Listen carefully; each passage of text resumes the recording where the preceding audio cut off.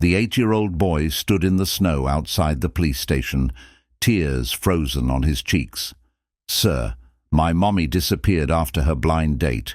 Please help me find her."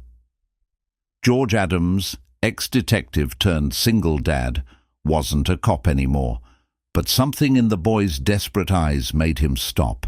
Something in his gut told him this was darker than a missed connection, and he was right.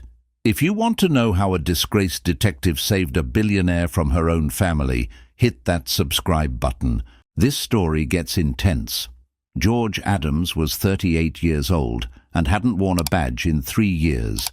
Not since the night everything fell apart.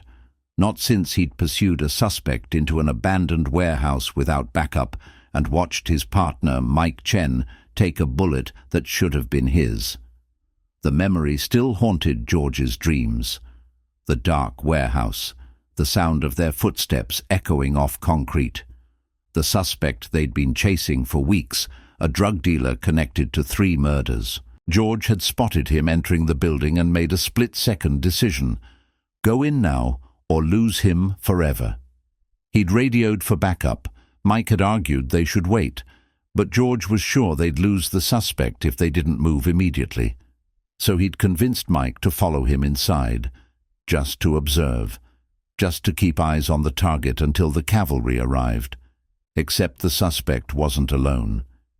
He had 3 armed associates waiting in ambush. They'd been expecting cops. When George and Mike entered, the shooting started immediately. The bullet tore through Mike's shoulder, missing his heart by inches. George could still hear the sound Mike made when he went down, could still see the blood spreading across his partner's shirt, could still feel the pure terror of dragging Mike behind cover while bullets sparked off machinery around them. Backup arrived 2 minutes later, 2 minutes that felt like 2 hours. Mike survived, spent 6 months in physical therapy, learning to use his arm again, and never blamed George, not once. Not even when the doctors said he'd never have full range of motion. Not even when Mike's wife cried in the hospital waiting room and asked why they'd gone in without backup. But George blamed himself every single day, every single hour, every single moment he looked at his daughter and realized he'd almost orphaned her because of his arrogance. The department called it reckless. George called it the worst mistake of his life. The Internal Affairs investigation recommended a 3-month suspension without pay. George resigned before they could make it official. He couldn't face Mike, couldn't face the other detectives who trusted him to make smart decisions, couldn't face himself in the mirror wearing that badge he'd betrayed through stupid, impulsive heroics. So he took his 9-year-old daughter Lily and disappeared into a quiet life as a private security consultant. Nothing dangerous, nothing that required split-second decisions that could get people killed. Just boring corporate security assessments, background checks, and the occasional fraud investigation that never left an office. Lily had already lost her mother to cancer when she was 4. She had fuzzy memories of a woman with kind eyes who read her bedtime stories and sang off-key lullabies. Sometimes Lily would ask questions about Sarah. What was her favorite color? Did she like chocolate or vanilla? What did her laugh sound like? George kept photos everywhere so she wouldn't forget. On Lily's nightstand, in the hallway, on the refrigerator, Sarah Adams smiling on their wedding day, Sarah pregnant and glowing, Sarah holding newborn Lily with tears of joy streaming down her face. Sarah in the hospital during treatment, bald and thin, but still managing to smile for the camera because she didn't want Lily's last memories to be of her mother sad. The love of his life, taken too soon by a disease that didn't care about fairness or plans for the future. George had watched her fade over 18 brutal months, had held her hand through chemo treatments, had pretended to be strong when she was scared, had promised her he'd take care of their daughter, had kept that promise even when the grief threatened to swallow him whole. Sarah had died on a Tuesday morning in spring. Lily had been at preschool. George had been sitting beside the hospital bed holding Sarah's hand when her breathing changed, when the machines started beeping, when the nurses came rushing in, when everything stopped. He'd gone to pick up Lily from school an hour later, had knelt down on the playground and told his 4-year-old daughter that Mommy had gone to heaven, had held Lily while she cried and asked questions he didn't have answers for, had carried her to the car and driven home to a house that would never feel whole again. George wasn't going to let Lily lose him too, so he played it safe, went to her school plays and sat in the front row clapping louder than anyone, helped with homework every night at the kitchen table, made pancakes on Saturdays that were always slightly burned on the edges, but she ate anyway because they were their tradition. Built a small, quiet life that didn't involve bullets or blood or the kind of adrenaline that made you do stupid things that got people killed. But on that snowy December evening, standing outside the precinct where he used to work, watching an 8-year-old boy with dark hair and tear-stained cheeks desperately approach strangers for help, George felt something he hadn't felt in 3 years. The pull, the instinct, the absolute certainty that something was very, very wrong. George had just picked Lily up from a Christmas party at the community centre next door to the police station. She was in the car, buckled in the back seat, humming along to holiday music on the radio, safe, happy, oblivious to the crying child outside. But George saw him, and once he saw him, he couldn't look away. The boy was well dressed, expensive winter coat with a designer logo, good boots that probably cost more than George's monthly car payment, but his eyes held the kind of fear that transcended social class. Pure, undiluted terror that only came when you truly believed you'd lost someone you loved. George watched as the boy approached a uniformed officer leaving the station, watched the officer shake his head, pat the kid's shoulder, and walk away, watched the boy's face crumble before he wiped his eyes and approached someone else. George should have driven away, should have focused on his own daughter, his own quiet life, his own promise to stay out of dangerous situations. But he didn't. He rolled down the window. "Lily, honey, I need you to stay in the car for a minute, okay? Keep the doors locked. I'll be right back." "Is everything okay, Dad?" "Yes, sweetheart. I just need to talk to someone." George stepped out into the snow, his breath visible in the freezing air. The boy was approaching another stranger, a woman in a business suit who checked her phone and kept walking without even acknowledging him. "Hey!" George called out. "Kid, over here!" The boy turned. Up close, George could see he'd been crying for a while. His cheeks were raw and red. His nose was running. He looked exhausted and desperate and completely alone. "Sir," the boy said, his voice breaking on the word, "my mommy went on a blind date yesterday, and she didn't come home. She always comes home. She promised she'd always come home. But it's been a whole day and nobody knows where she is, and the police won't help because they say adults are allowed to disappear for 48 hours. But what if something bad happens during those 48 hours? What if she needs help right now?" The words tumbled out in a rush, like they'd been building up for hours. George knelt down in the snow, bringing himself eye level with the kid. "Slow down. Take a breath. What's your name?" "Marcus Wilson." The boy wiped his nose with his sleeve. "And my mom is Vivian Wilson. She owns Wilson Enterprises. It's a really big company. Everyone knows who she is, but nobody will help me find her." Wilson Enterprises. George knew the name. Everyone in the city did. Tech conglomerate, billions in revenue, headquarters in the financial district. Founded by Vivian Wilson after her parents died in a car accident and left her a failing manufacturing company she'd transformed into a Silicon Valley giant. George had seen her face on magazine covers. Young CEO, Forbes 30 under 30, Business Insider's most influential woman in tech, and apparently a single mom who went on blind dates and didn't come home. How old are you, Marcus? 8. I'll be 9 in February. And you're here alone? Marcus shook his head. Mr. Bradford is supposed to be watching me. He's my bodyguard. But he fell asleep on the couch and I snuck out because nobody believes me that something's wrong. They all keep saying Mom probably just wanted a break, or maybe the date went really well and she stayed over somewhere, but she wouldn't do that without telling me. She always tells me everything. Always. A bodyguard, a CEO mother, a blind date that went wrong. George's detective instincts, dormant for 3 years, suddenly roared to life. This wasn't a woman taking an impromptu vacation. This was something else entirely.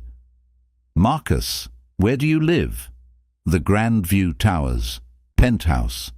It's on... I know where it is. George pulled out his phone. I'm going to help you. But first, we need to get you back home before your bodyguard wakes up and realizes you're gone. Then you're going to tell me everything you know about your mum's blind date. Every single detail. Can you do that? Marcus nodded so hard his whole body shook. Yes. Yes. Thank you. Thank you so much. Everyone else just kept walking away, but you stopped. You actually stopped. Yeah. Well, I've got a daughter about your age. If something happened to me, I'd want someone to help her. George stood up. Come on, my car's right over here. George walked Marcus to his sedan. Lily's eyes widened when she saw the crying boy. Dad? Who's that? This is Marcus. His mom is missing and I'm going to help him find her. Marcus, this is my daughter Lily. Marcus climbed into the back seat, suddenly shy. Lily, never one for awkward silences, immediately handed him a tissue from the box George kept in the car. Here, you look like you've been crying a lot. Thanks. Marcus took it gratefully. I'm really scared. My dad's really good at finding people. He used to be a detective. He'll find your mum. George caught Lily's eyes in the rearview mirror.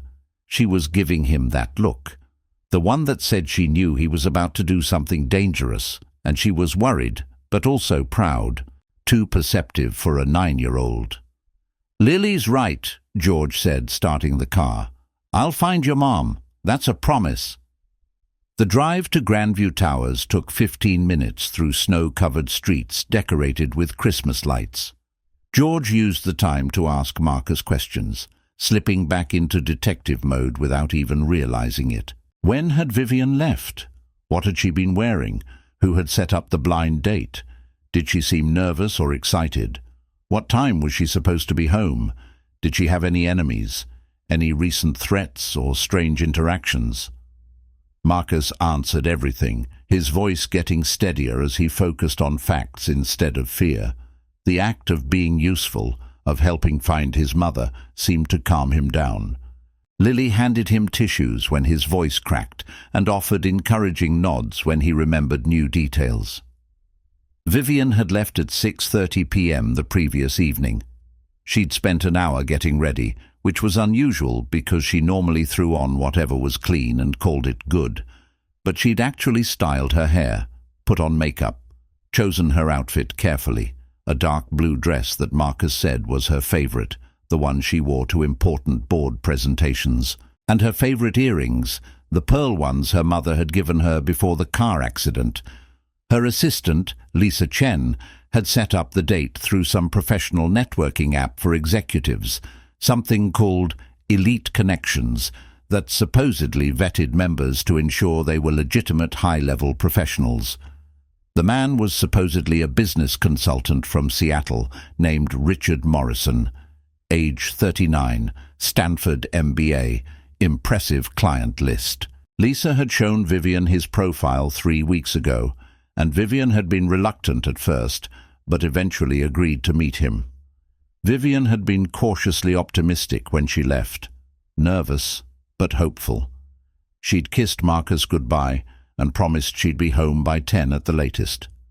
She'd told him Mr. Bradford would make him dinner and supervise homework, and that she'd check his math problems when she got back. Normal mom stuff. The kind of details you didn't bother with if you were planning to disappear. She hadn't dated much since Marcus's father left when Marcus was 2. Marcus explained this matter-of-factly, like he'd explained it to himself many times before. "What happened to your dad?" George asked gently, careful not to push too hard. Marcus stared out the window at the passing Christmas decorations. "He didn't want to be a dad. Mom got pregnant, and he said he wasn't ready for that kind of commitment. He wanted her to choose between him and me. She chose me." The boy's voice was steady, but George heard the hurt underneath. "Mum says some people aren't ready for that kind of responsibility. She says it's okay because we have each other, and that's enough. She says we're a team." George's heart twisted. He knew that tone. The brave front kids put up when they'd been abandoned by someone who was supposed to love them. The rehearsed explanation that tried to make sense of the inexplicable. "Your mom sounds like a smart woman, and brave." "She is. She's the smartest person I know. She built a whole company from nothing after my grandparents died, and she's nice too. Not like how people think CEOs are. They think she's probably cold and mean and only cares about money. But she reads to me every single night before bed, even when she has conference calls with China at midnight. Makes me breakfast every morning and asks me about my dreams. Even when she has really important meetings, she always comes to my school stuff. Every concert, every science fair, every parent-teacher conference." Marcus's voice cracked. "That's how I know something's wrong. She would never just not come home. Never. She promised she'd always come home to me. Always." Grandview Towers was exactly as expensive as George expected. Marble lobby, doorman in a uniform, the kind of place where George's beat-up sedan got suspicious looks from the valet. But Marcus knew everyone.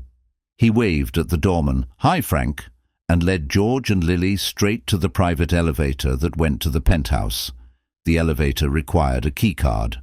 Marcus pulled one from his pocket. "Mum gave me this for emergencies. She said I should always be able to get home." The elevator opened directly into the penthouse, and it was stunning. Floor-to-ceiling windows with a view of the city skyline.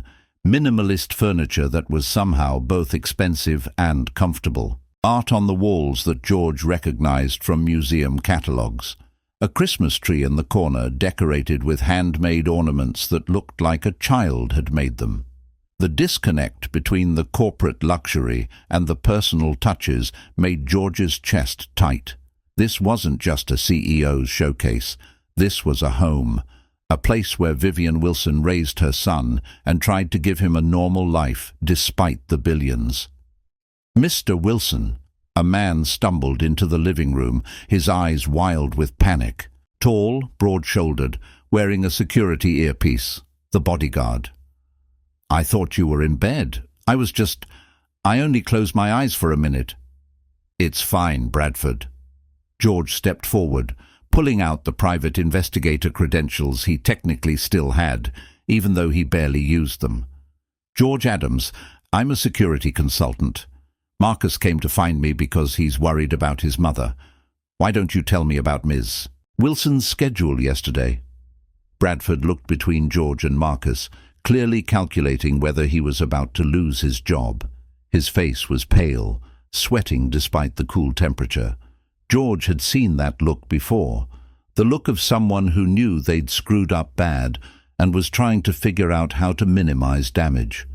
"Ms. Wilson had a blind date yesterday evening," Bradford said finally.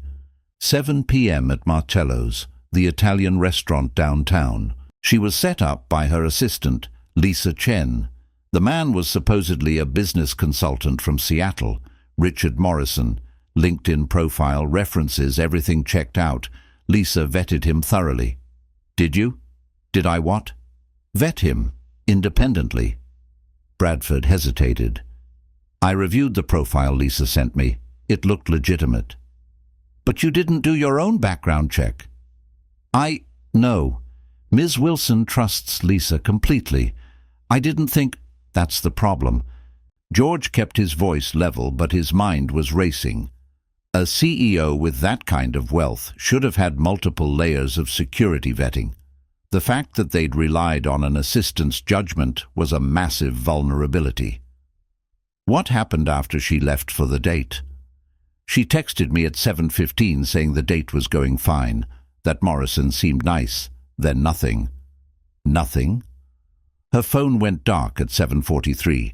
I pinged it using the security protocol she has me run every night. Last location was 3 blocks from the restaurant, in an alley behind the Grandview Hotel. Bradford's voice dropped. Then the phone went completely offline, no signal, like it had been destroyed or turned off. George's blood ran cold. An alley. Phone going dark. This was bad. Really bad. And you didn't report this to the police? I tried. I called the precinct. They said adults are allowed to go off-grid for 48 hours. They said maybe she was with Morrison and wanted privacy. They said, to wait, I know. George pulled out his own phone.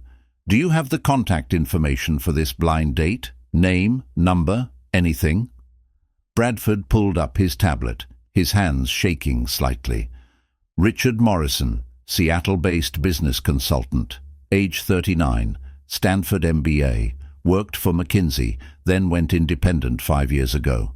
Clients include several Fortune 500 companies. He showed George the LinkedIn profile. George studied it. Professional headshot. Generic but handsome. Well-written bio. Recommendations from people with verifiable profiles. On the surface, it looked legitimate. But George had spent 15 years as a detective. He knew how to build a fake identity that would pass casual scrutiny. This is fake, he said flatly. Bradford's face went white. What? But Lisa checked what he wanted her to see. Look at the profile activity. No personal posts. No photos from events or conferences. No casual interactions. This is a professional facade, not a real person. Someone built this identity specifically to get close to your boss. But why would... Bradford stopped. Understanding dawned in his eyes. Oh God. This was planned. This wasn't a random date. This was a setup. Yeah. George's mind was already 3 steps ahead, running scenarios. Does Ms. Wilson have any enemies? Business rivals? Anyone who'd want to hurt her or her company? Marcus spoke up from where he and Lily had been watching nervously. Uncle Richard is always fighting with Mom about the company, and Mr. Harrison, one of the partners. But Uncle Richard would never hurt Mom, their family. Uncle Richard? George filed that away. What do they fight about? Selling the company. Uncle Richard wants Mom to sell Wilson Enterprises to some big conglomerate. He says they'll make billions and can retire. But Mom doesn't want to. She says Wilson Enterprises is her legacy, for me, for our future. George looked at Bradford. Tell me about Richard Wilson. Vivian's younger brother, age 35, COO of Wilson Enterprises. He inherited equal shares when their parents died, but Vivian runs the company. There's been tension for the past year about strategic direction. Richard wants to sell. Vivian refuses. And Harrison? Robert Harrison, senior partner, age 42. He and Richard have been pushing the sale hard. Board meetings have gotten heated. George felt pieces clicking into place. A fake blind date. A CEO who wouldn't sell. A brother who wanted out. And a woman missing in an alley behind a hotel. This wasn't a random crime. This was an orchestrated abduction. And the clock was ticking. Bradford, I need you to do something for me. George's voice had shifted. No longer friendly. Now it was the voice of someone who'd commanded crime scenes and interrogations. I need security footage from every camera within 3 blocks of that alley. I need Ms. Wilson's computer, her personal one, and I need the contact information for Lisa Chen. I can't just give you access to your boss is missing. Her phone went dark in an alley 24 hours ago. Every hour that passes makes it less likely we find her alive. George stepped closer. Now you can either help me, or you can explain to Marcus why you prioritized protocol over his mother's life. Bradford looked at Marcus. The 8-year-old was trying so hard to be brave, but his lip was trembling. Bradford's expression crumbled. Her office is this way. Vivian Wilson's home office was as impressive as the rest of the penthouse. Wall of monitors, executive desk with ergonomic chair, filing cabinets that probably contained millions in trade secrets. And in the corner, a small reading nook with children's books and a beanbag chair where Marcus probably sat while his mother worked. George sat down at her computer. Password protected, of course. He pulled out a bypass drive he really wasn't supposed to have anymore, a gift from his tech-savvy partner Mike before everything went wrong. The drive was technically illegal. George didn't care. "What are you doing?" Bradford asked nervously. Finding out who wanted Vivian Wilson gone. The bypass worked. George was in. He started with emails. Most were corporate, board minutes, financial reports, client communications. But then he found a folder marked Confidential, Harrison. George opened it, and there, spanning the last 6 months, was a paper trail of threats and accusations. The emails started professionally. Harrison questioning Vivian's financial decisions, suggesting she was taking unnecessary risks, recommending the sale to the conglomerate as a safer bet.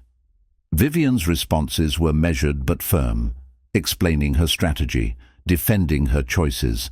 But the emails escalated. Harrison's tone became more aggressive. He accused Vivian of incompetence, of ego, of risking shareholder value for personal glory, and Vivian's responses became sharper, until finally, 3 weeks ago, everything changed. An email from Vivian to Harrison. "I know what you've been doing. I have proof. Either you resign quietly, or I'm going to the FBI. Harrison's response. "You have no idea what you're dealing with. Walk away while you can." Vivian's final email, dated 1 week ago. "I've compiled all the evidence, wire transfers, offshore accounts, shell companies. I'm meeting with federal investigators on Monday. It's over, Robert." George's hands were shaking as he read. "Bradford, what's today?" "Thursday." "And when was this meeting scheduled?" "Monday was 3 days ago." Bradford leaned over George's shoulder, reading. His face went ashen. Oh my God, she was embezzled. Harrison was stealing from the company. Not just Harrison. George opened the wire transfer files Vivian had compiled. "Look at the authorization signatures. These required 2 executives, Harrison and Richard Wilson." Bradford's voice was barely a whisper. Vivian's brother. Marcus made a small sound. George turned to see the boy's face crumple. Lily immediately went to him, putting her arm around his shoulders the way Sarah used to do when George had bad days. "Your uncle and this Harrison guy," Marcus said, his voice small. "They were stealing from Mom?" "Yeah, buddy, I think so." "And now Mom's missing because she found out?" George wanted to lie, wanted to protect this kid from the truth. But he'd never lied to Lily about hard things, and he wouldn't lie to Marcus. "I think your mom's disappearance is connected to what she discovered, but that means we know why she was taken, and if we know why, we can figure out where. Can you really find her?" George looked at this 8-year-old boy who'd been brave enough to stand in the snow begging strangers for help when the adults in his life failed him. Thought about Vivian Wilson, who'd built an empire while raising her son alone and still made time for bedtime stories and school plays. Thought about the threat in those emails and what desperate people did when cornered. "I'm going to try everything I can." His phone buzzed. A text from Mike Chen. "Heard you were asking about traffic cams at the Grandview. You working a case?" George had texted Mike on the drive over, a Hail Mary, hoping his former partner would still have his back. He typed back, "Woman missing. Billionaire CEO. Uncovered embezzlement. Now disappeared after fake blind date. I think it's related." Mike's response came fast. "Send me the details. I'll pull footage." George sent everything. Location, time frame, Vivian's photo. Then he turned back to Vivian's computer. If she'd been compiling evidence against Harrison and Richard, she would have backup files. People with that kind of money didn't rely on single copies. He found them in an encrypted cloud folder, hundreds of documents, wire transfers totaling $30 million over 2 years, shell companies in the Cayman Islands, fake vendor contracts. It was a masterclass in corporate theft, and Vivian had documented everything. But more importantly, there were emails between Harrison and Richard planning the whole thing, including one from 2 weeks ago that made George's blood run cold. "She won't stop. She's going to destroy us both. We need a permanent solution." "What kind of permanent solution?" "The kind that makes her disappear. I know people. It can look random. A mugging gone wrong. An accident. She has that blind date next week. That could work." "You're talking about killing my sister." "I'm talking about protecting our future. 20 million each is worth it. Or you can go to prison for embezzlement. Your choice." There was a long gap. Then Richard's response, "Fine, set it up, but I don't want to know the details, and make it look real." George sat back in his chair, feeling sick. This wasn't just embezzlement. This was conspiracy to commit murder, and Vivian had walked right into their trap. His phone buzzed again. Mike, sending video files. George opened them on the large monitor. There. 7:40 p.m. the previous evening. Traffic camera footage from the alley behind the Grandview Hotel. A black SUV with tinted windows parked in the shadows. 2 men in dark clothes standing near the vehicle. At 7:43, a woman in a blue dress appeared at the mouth of the alley. Vivian Wilson. She was looking at her phone, probably texting Bradford that the date was going fine. She didn't see the men until they grabbed her. George watched, his jaw tight, as Vivian fought. She was clearly trying to scream, but one of the men clamped a hand over her mouth. She kicked, struggled, landed at least one good hit before they overpowered her. Then one of them hit her hard across the face and she went limp. They dragged her into the SUV. The vehicle pulled away. The whole abduction took less than 90 seconds. Marcus had turned away, but George knew the boy had seen enough. Lily was holding his hand, whispering something George couldn't hear. Probably the same things she'd whispered to herself when her mom was dying, and the world felt too big and too scary. "Bradford." George's voice was steady despite the rage burning in his chest. "That SUV. I need you to pull every traffic camera between the Grandview and the industrial waterfront. That's where they're taking her." "How do you know?" "Because Harrison has properties there. I found the records in Vivian's files. Shell companies own 3 warehouses in that area." George was already pulling up property records. "Here, Blackstone Holdings, registered to Harrison's law firm. Warehouse on Pier 17. We need to call the police." "And tell them what?" "That we hacked into private emails and illegally accessed traffic cameras. By the time we get a warrant, she could be dead." George stood up. "I'm going to get her. You're going to call Mike Chen at SFPD and tell him everything. Give him the evidence. But I'm not waiting. You can't go alone. If they're willing to kill a CEO, they'll kill you too. I'm not going to let an 8-year-old lose his mother because I was too scared to take a risk." George turned to Lily.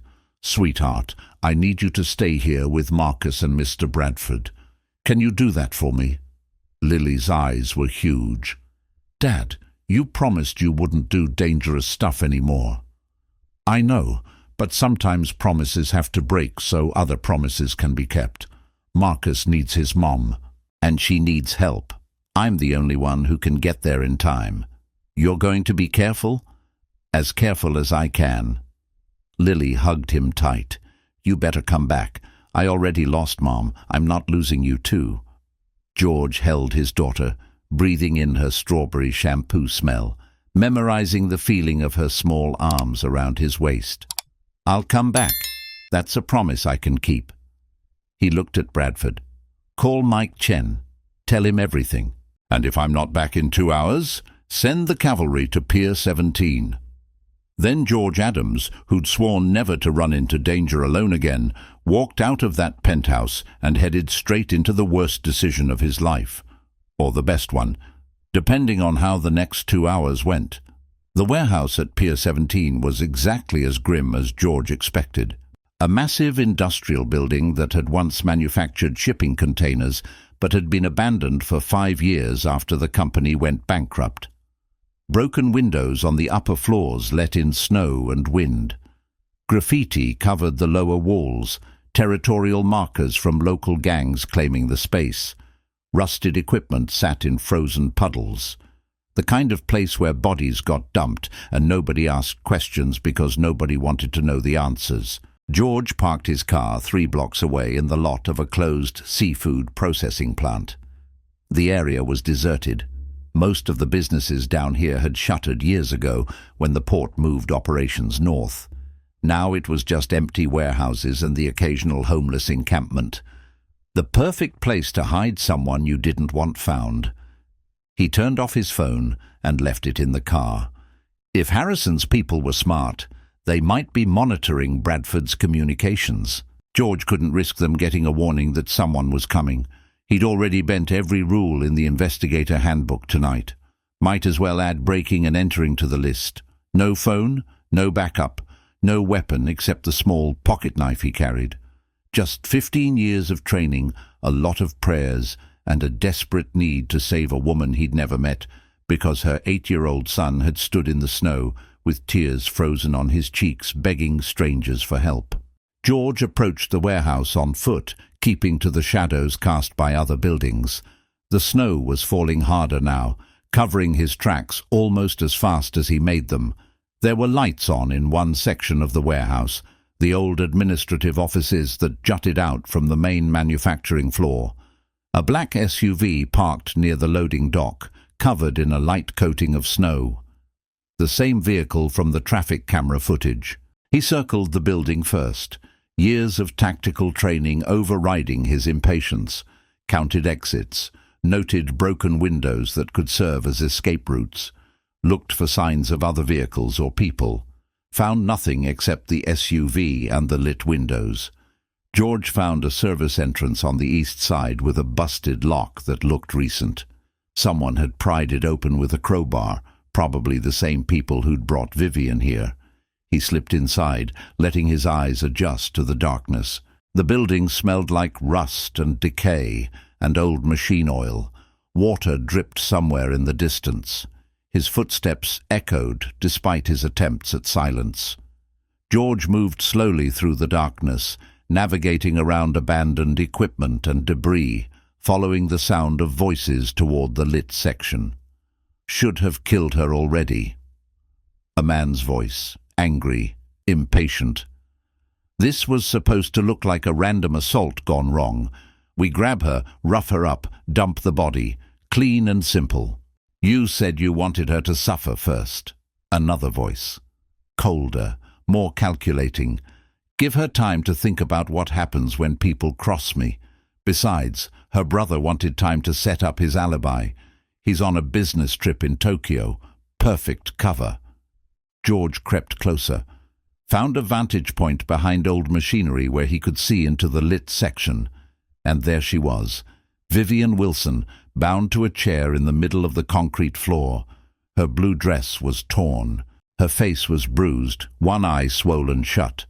Blood had dried on her split lip, but her remaining eye was alert, fierce. Even tied up and beaten, she looked like she was planning her next move. 2 men stood in front of her. One George didn't recognize, probably hired muscle. The other matched the photos from the company files. Robert Harrison, 42 years old, expensive suit. The kind of face that looked trustworthy in board meetings while stabbing you in the back. "I'll ask you one more time, Vivian." Harrison's voice was almost gentle, almost regretful. "Where are the backup files? We found the ones on your computer. We know you had more." Vivian's response was to spit blood at his feet. "Go to hell." Harrison sighed. "You're making this harder than it needs to be. Sign over your shares of the company. Resign as CEO. I'll make sure Marcus is taken care of. You can disappear quietly, live somewhere remote. Or you can die here, and I'll forge the documents anyway. Either way, I get what I want." "You'll never get away with this. People know about the embezzlement. I sent evidence to your lawyer. We intercepted it. To the FBI. Your meeting was cancelled. Turns out federal investigators don't take appointments from dead women." Harrison pulled out a gun. "So here's what's going to happen. You're going to sign these papers transferring your shares to a trust controlled by your brother. He'll petition the court for guardianship of Marcus. I'll be appointed acting CEO, and you'll have a tragic accident. Fall from your penthouse balcony. The grief-stricken single mother who couldn't handle the pressure anymore." Vivian laughed. Actually laughed. The sound was broken but defiant.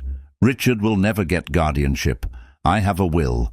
Marcus goes to my college roommate if anything happens to me. You planned all this and didn't even check basic estate documents?"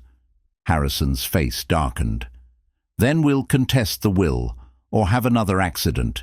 Your roommate, her family. Whoever stands between me and controlling that company." He pressed the gun to Vivian's temple. "I've already killed for this. What's a few more bodies?" George had heard enough. He stepped out of the shadows, hands raised, no weapon. "How about you start with me?" Both men spun.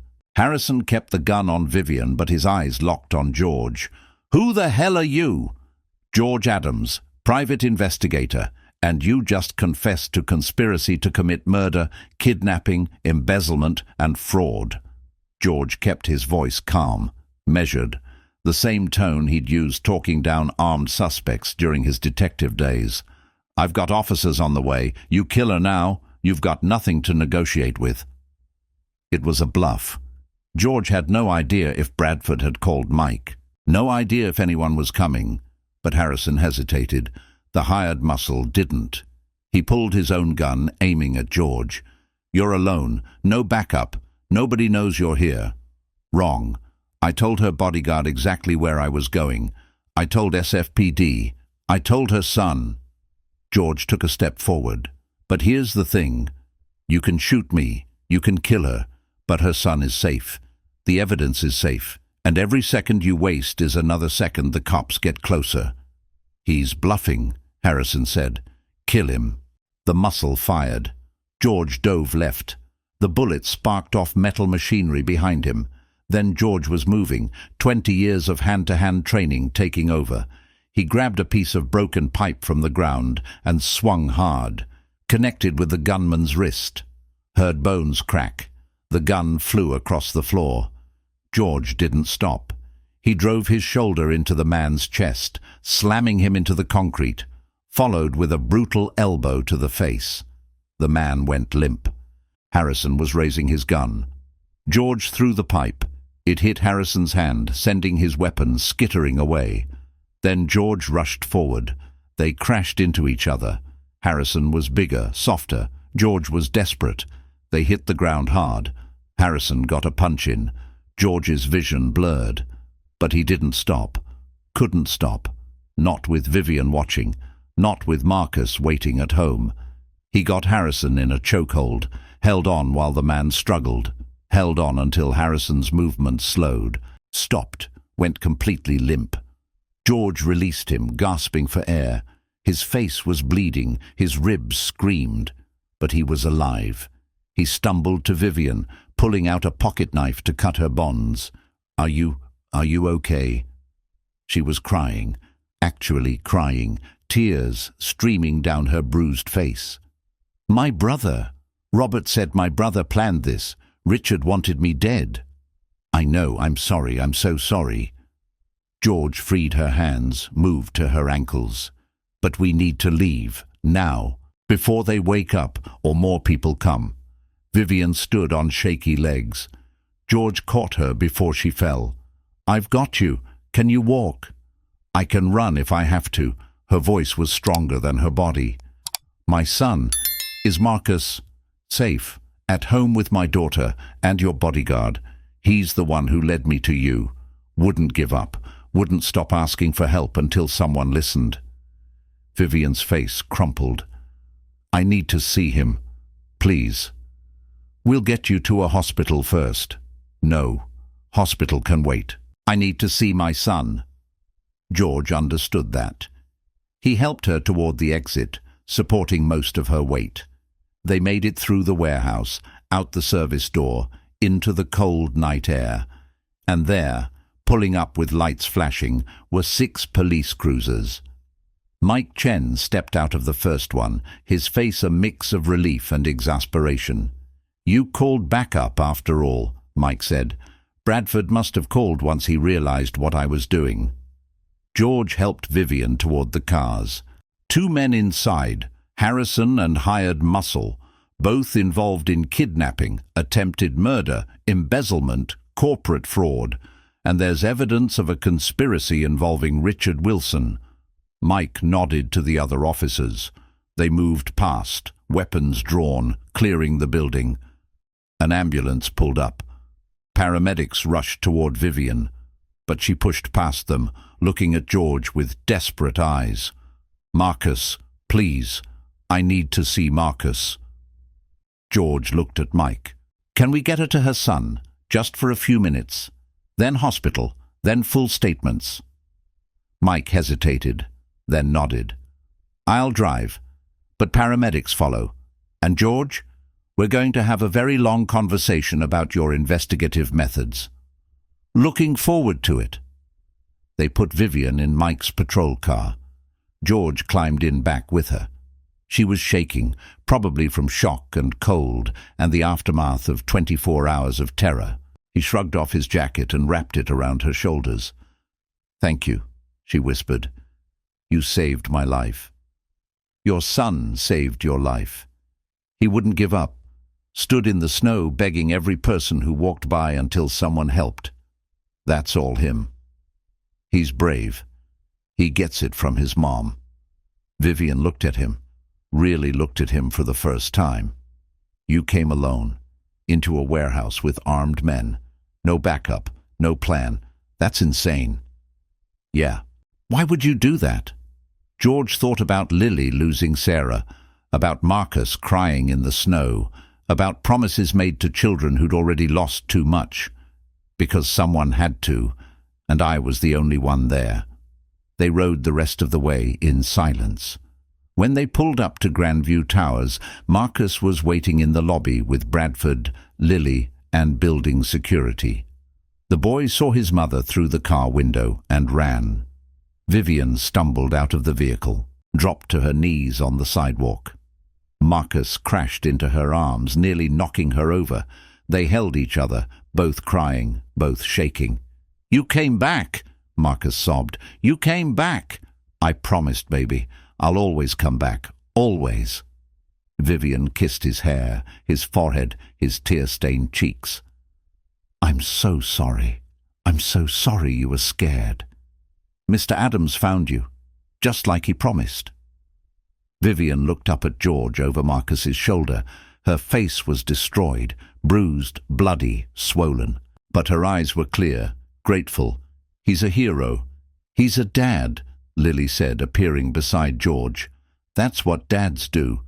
George put his arm around his daughter, watched Vivian and Marcus reunite, felt something in his chest that had been frozen for 3 years start to thaw. Mike appeared beside him. The paramedics want to take her to the hospital, check for serious injuries. Give them another minute. They stood there, watching mother and son hold each other like they'd never let go. Finally, Vivian stood, keeping Marcus close. She looked at the paramedics and nodded. Okay, hospital, but Marcus comes with me. And Mr. Adams, Marcus added, and Lily. They have to come too. Vivian smiled through her tears. Yeah, they have to come too. At the hospital, doctors confirmed what George already suspected. Cracked ribs from the beating, concussion, severe bruising, dehydration, but nothing permanently damaging. Nothing that wouldn't heal. While Vivian was being examined, George sat in the waiting room with Lily and Marcus. The kids had found a deck of cards and were playing some complicated game Marcus was making up as he went. Mike appeared with coffee and news. We arrested Harrison and his hired muscle, both talking, trying to flip on each other for reduced sentences. And we've got a warrant out for Richard Wilson.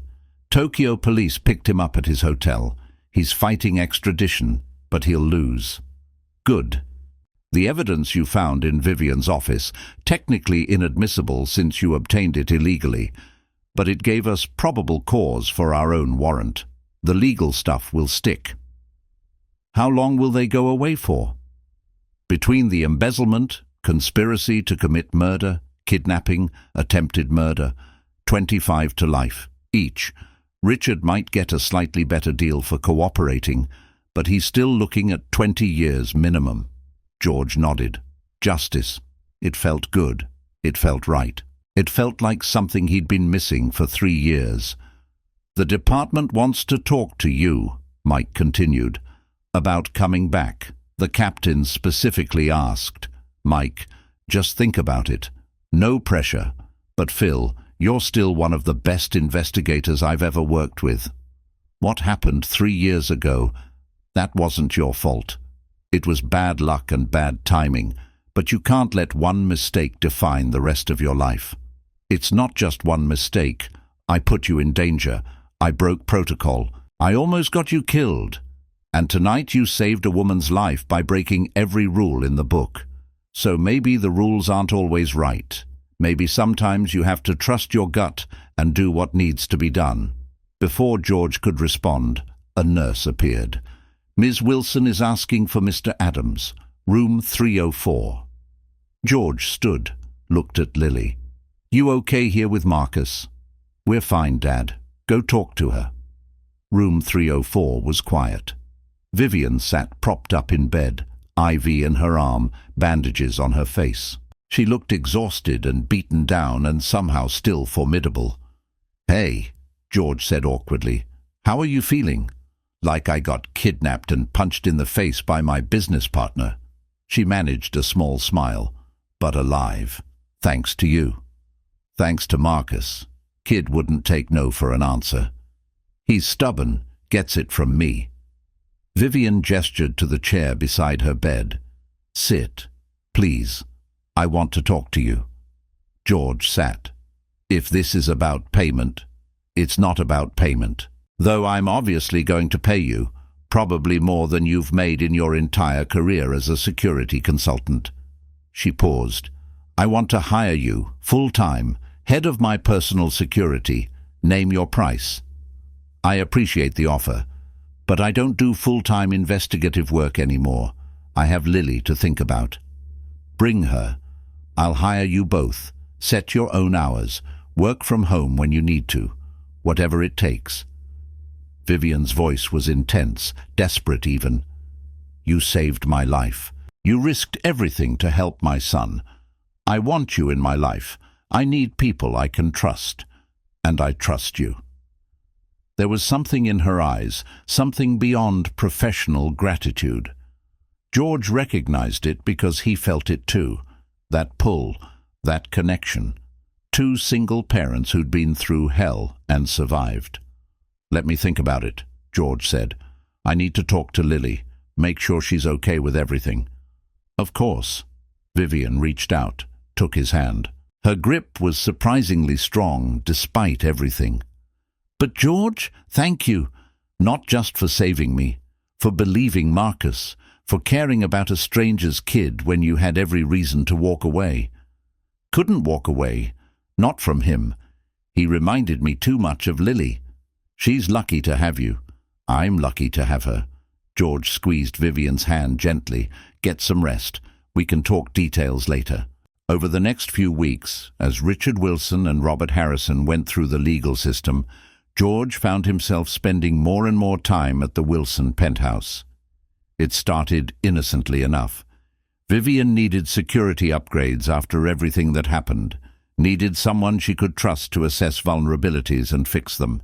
Officially as a security consultant, he did full assessments of her building access, replaced all her locks, installed panic buttons in Marcus's room and her bedroom, updated emergency protocols, trained her new security team on proper threat assessment, vetted Bradford's replacement when the guilt-stricken bodyguard resigned.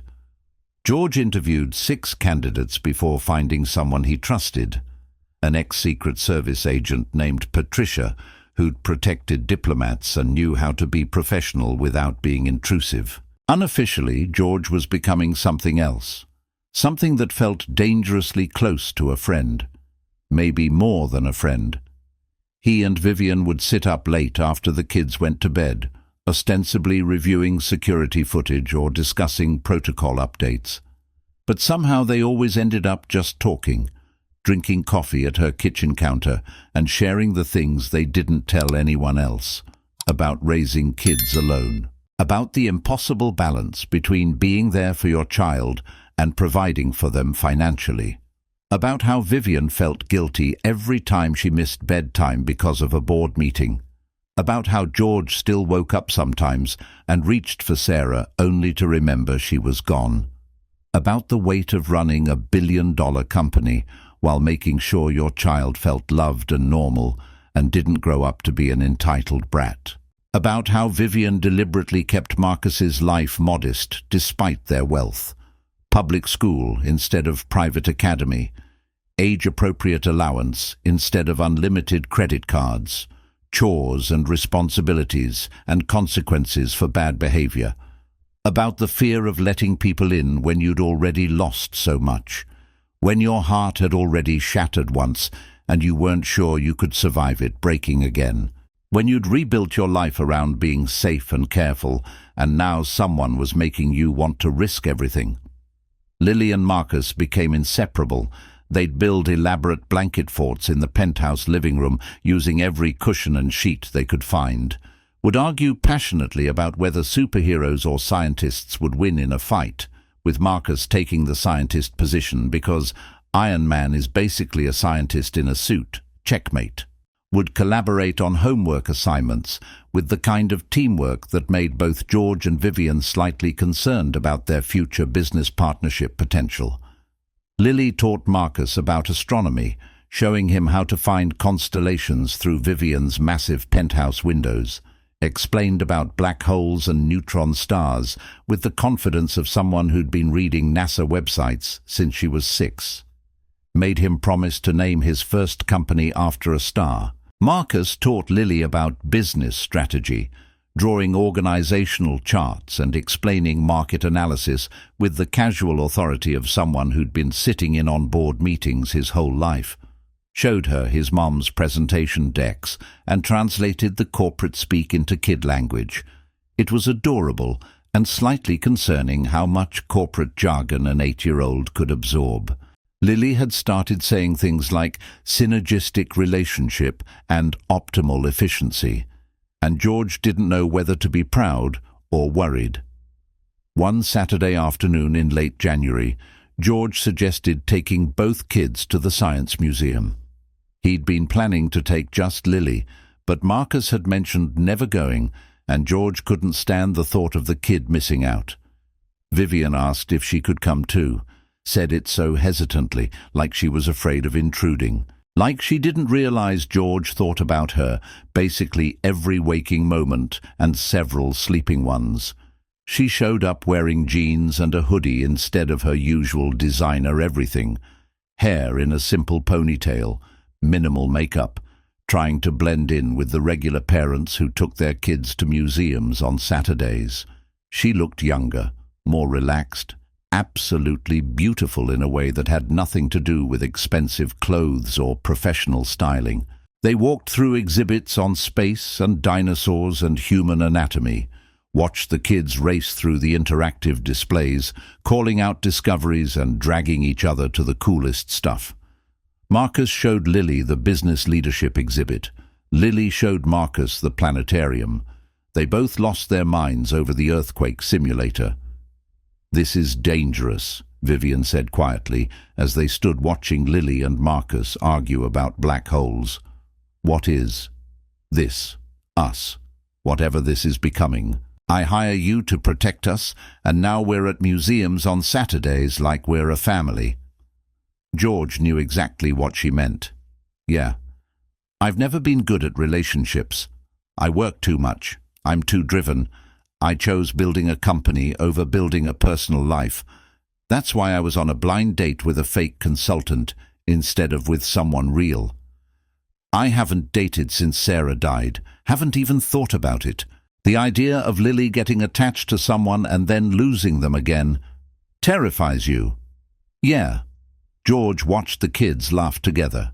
"But maybe being terrified is part of living. Maybe staying safe means staying small." Vivian looked at him, really looked at him. "You're not small.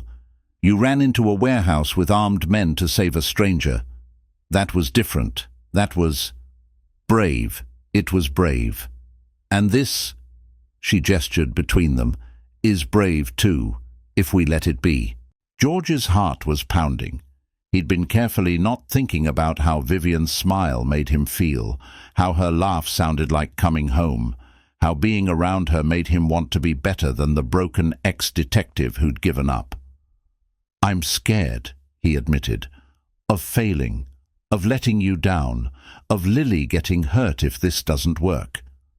I'm scared too, of trusting someone with my heart and my son, of being vulnerable when I've spent years being strong, of what happens if you decide we're too complicated."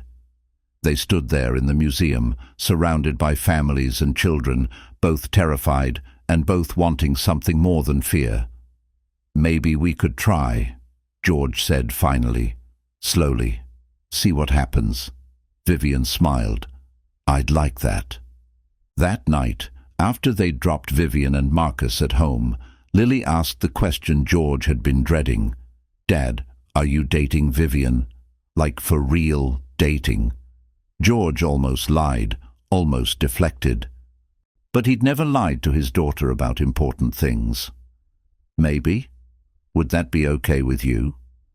Lily thought about it seriously, the way she did when considering if vegetables were really necessary. "Is she nice to you?" "Very nice." "Does she make you happy?" "She does."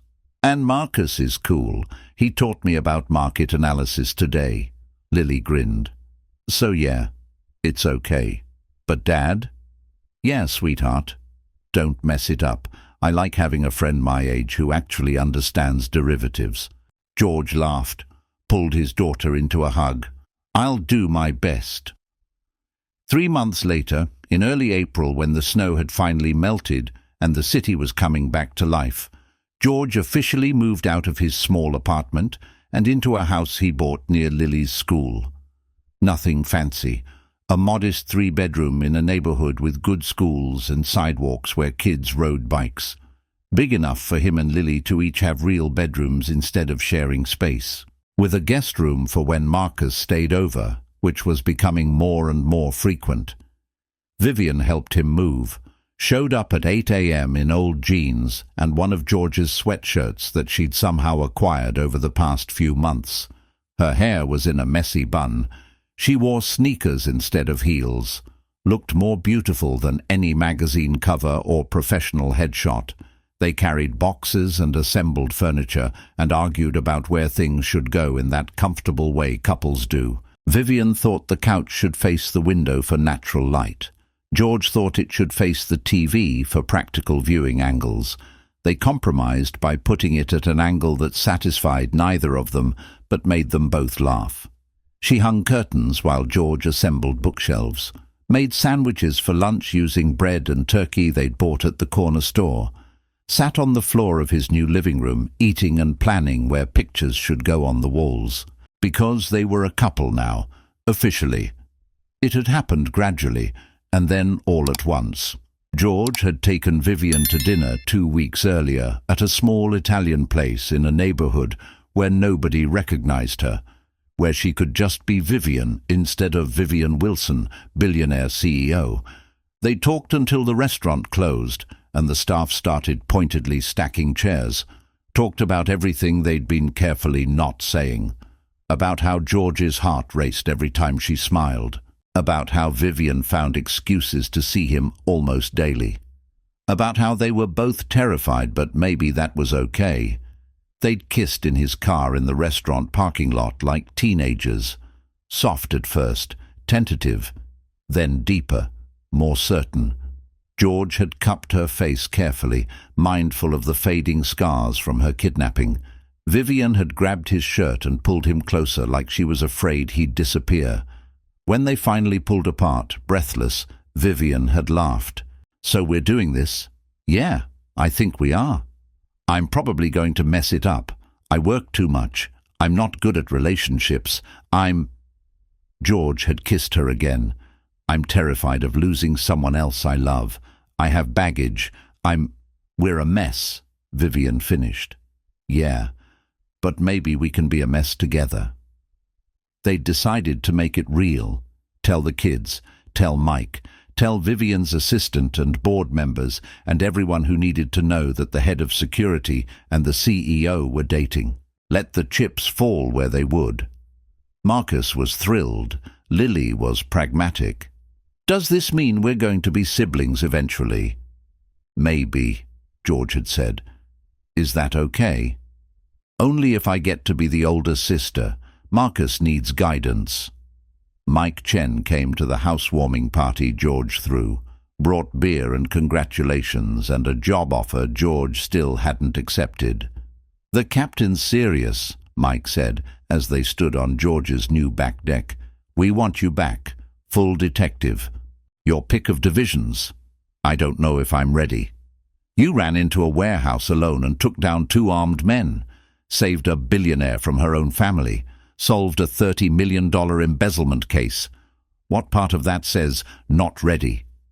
George thought about it. About 3 years of playing it safe. About the moment he'd decided to help Marcus instead of walking away. About realizing that living meant risking. "Let me think about it. I need to talk to Lily and Vivian." "Fair enough." Mike raised his beer. "To second chances. To second chances." 6 months after the warehouse rescue, on a sunny day in August, when the city was hot and bright and full of life, George stood in a courthouse in his best suit, watching Vivian Wilson prepare to become Vivian Wilson Adams.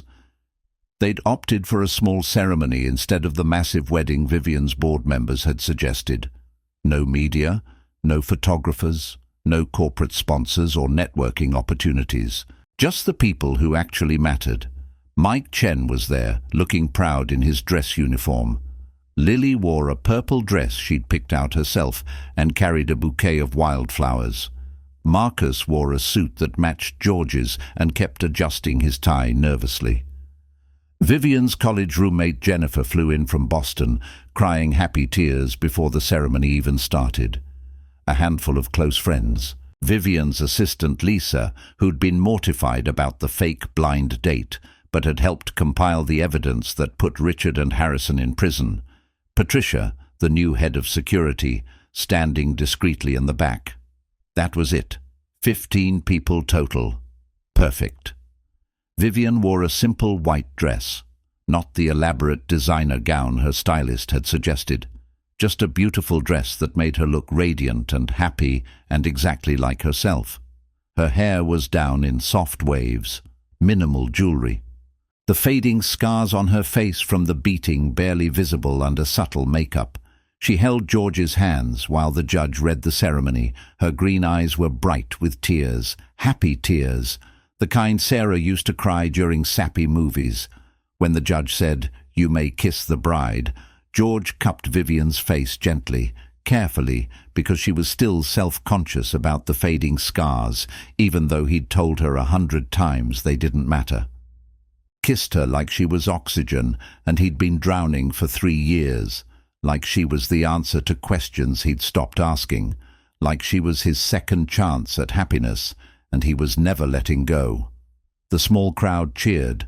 Marcus and Lily cheered loudest, jumping up and down and making the kind of scene that would have embarrassed them if they'd been thinking about anything except how happy they were. After the ceremony, after they'd signed the papers and made it legal, Marcus tugged George's sleeve. His face was serious, thoughtful in the way 8-year-olds get when they're trying to navigate complicated emotions. "Does this mean I should call you Dad now?" George knelt to the boy's level, the same level he'd knelt to 6 months ago in the snow outside a police station when a terrified kid with tears on his cheeks had asked for help finding his missing mother. When George had made a promise that changed everything. "Only if you want to. You can call me George if that's easier, or Mr. Adams, or hey you. Whatever feels right." Marcus bit his lip. "I want to call you Dad, but I also want to remember my biological father, even though he left. Is that okay? Can I have 2 dads? One I don't remember and one who's here?" George's throat tightened. He thought about Sarah, about how Lily still talked about her mother, even though the memories were fading, about how love wasn't a finite resource you rationed out carefully. "It's more than okay. Love doesn't divide, Marcus. It multiplies. You can have 2 dads, one who you'll always carry with you, even if you don't remember him, and one who's here now and isn't going anywhere. Having both doesn't make either of them less real." Marcus hugged him tight. Lily joined in. Then Vivian wrapped her arms around all of them, and George thought about the man he used to be. The detective who'd run into danger without backup and paid the price. The father who'd nearly let fear keep him from living. The broken man who'd convinced himself safe meant alone. He wasn't that man anymore. He was better, because he'd taken the risk, because he'd listened to a scared kid in the snow, because he'd let himself love again. A year later, George sat in his new office at SFPD. He'd taken the job with Vivian's encouragement, reviewing case files. He'd rejoined major crimes, was teaching rookie detectives proper investigation techniques, had closed 4 cases in 6 months. Mike Chen poked his head in. "Captain wants to see you." George followed him to the captain's office, expecting another commendation. Instead, there was a young woman with tears in her eyes. "Detective Adams, this is Sarah Martinez. Her sister disappeared 3 days ago after a work conference. Nobody's helping her. They say adults are allowed to be missing for 48 hours. George's stomach clenched. He knew this story, had lived this story. "Tell me everything," he said, sitting down. "Every detail." And as Sarah Martinez poured out her desperate story, George thought about Marcus in the snow, about believing when nobody else would, about second chances and living brave. "I'm going to help you," he told Sarah. "That's a promise." Because sometimes the best things in life started with the worst situations. A child alone in the snow, a woman kidnapped by family, a disgraced detective given one more chance to do the right thing, all of it leading to this moment, to this life, to this family. "Sir, my mommy disappeared after her blind date." Those words had changed everything, and George would be forever grateful that he'd stopped, that he'd listened, that he'd cared, because in saving Vivian Wilson, he'd saved himself too, and that made all the risk, all the danger, all the fear worth it, every single second.